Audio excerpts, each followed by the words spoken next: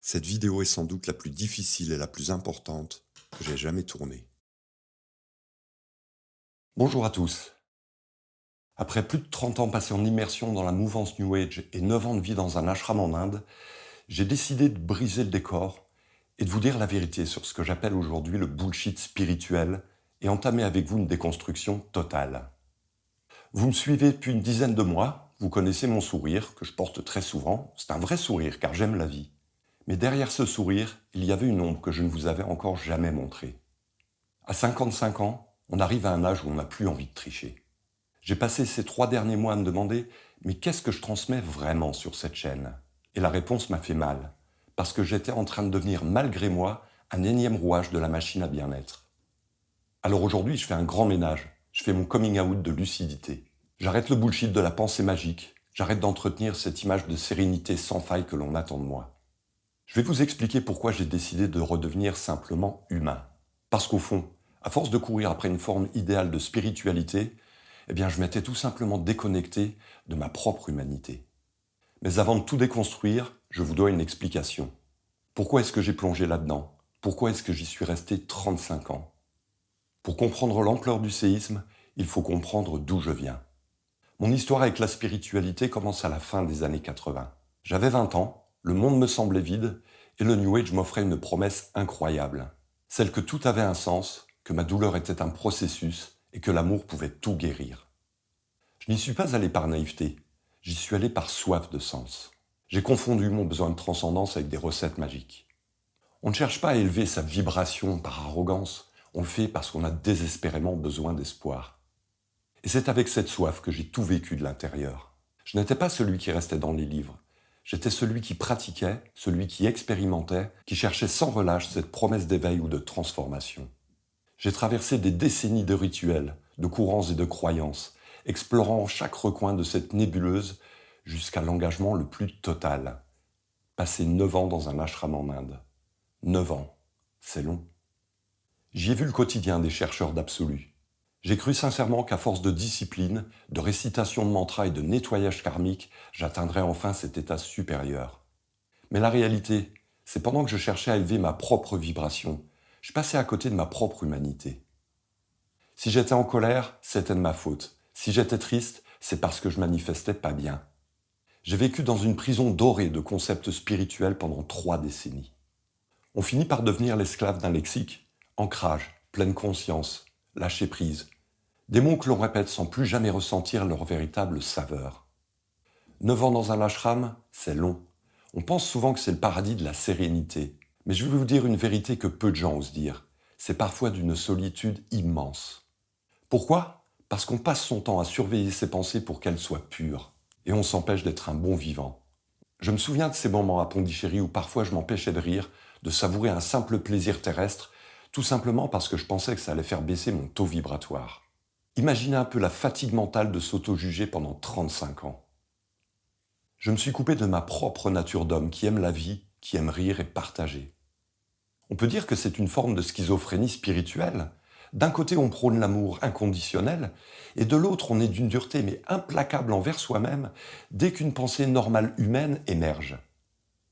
Alors aujourd'hui, je ne vous parle pas depuis un piédestal spirituel, je vous parle depuis le soulagement de quelqu'un qui a enfin le droit d'avoir des défauts.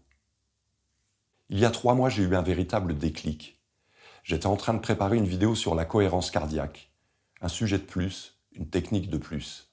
Et soudain, j'ai ressenti un vide immense. J'avais mon beau micro, mes lumières, mon ton était posé, et au moment de la visionner pour le montage, je ne me suis pas reconnu. Je voyais un homme de 55 ans qui récitait une leçon pour faire plaisir à un algorithme. Je voyais quelqu'un qui disait «Faites ceci et vous irez mieux», alors que je savais au fond de moi-même que ce n'était qu'un pansement sur une jambe de bois. J'ai eu une sorte de haut-le-cœur, et j'ai réalisé que je ne pouvais plus vous mentir parce que je ne pouvais plus me mentir. Et ce jour-là, j'ai compris que la métacognition était ma seule issue. Pour dire simplement, c'est notre capacité à prendre de la hauteur pour observer nos pensées et ne plus être esclave de ce qu'elles nous racontent. Au lieu de chercher à changer ce que je ressentais par des techniques, j'ai simplement commencé à observer comment je me faisais des films. Et là, tout s'est effondré. La pensée magique a laissé place à une clarté brutale, mais ô combien reposante. J'ai arrêté de chercher une issue de secours pour enfin accepter de rester avec le réel.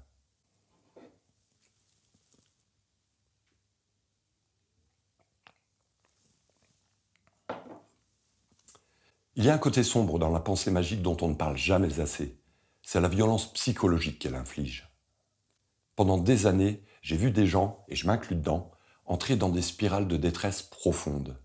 Pourquoi ? Parce que si vous pensez vous créer votre réalité par vos pensées, le jour où vous tombez malade, le jour où vous perdez votre emploi ou que vous devez faire face à un deuil, vous finissez par penser que vous en êtes le responsable.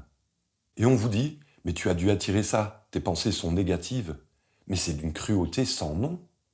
J'ai vu des gens sombrer dans la dépression, des gens penser au suicide parce qu'ils n'arrivaient pas à atteindre cet idéal de pureté spirituelle qu'on leur vendait. On leur enlève leur droit de souffrir, leur droit d'être humain. C'est un danger réel. Ce courant n'est fondé sur rien de concret, mais ses conséquences sur la santé mentale peuvent être dramatiques. C'est une prison où le gardien, c'est vous-même. On vous enferme dans une culpabilité noire sous couvert de lumière. Je veux que vous sachiez quelque chose aujourd'hui. Si vous souffrez, ce n'est pas parce que votre taux vibratoire est trop bas ou que vos énergies ne sont pas alignées, c'est simplement parce que vous êtes vivant. Alors beaucoup vont me demander « mais comment tu as fait pour switcher après tant d'années ?» C'est là que la métacognition entre en jeu. Et ce n'est pas une nouvelle technique miracle, c'est tout l'inverse, c'est le dépouillement de toutes les techniques. J'ai commencé à voir que toutes ces croyances New Age, c'était un peu comme des couches de vêtements que je rajoutais pour ne plus avoir froid face à la réalité. Mais à force de rajouter des couches, je ne sentais plus le vent, je ne sentais plus le soleil, je ne sentais plus rien. Enlever tout ça au début, c'est effrayant. On a peur du vide. Mais derrière le vide, il y a une clarté incroyable. On n'a pas besoin de réaliser le bonheur. On a juste besoin d'arrêter de croire aux histoires qui nous rendent malheureux. La métacognition, c'est ce moment où on leur allume enfin la lumière dans la pièce et qu'on voit que le monstre dans le coin n'était en fait qu'un vieux tas de vêtements. Alors c'est quoi la suite ? Eh bien, c'est le retour au réel.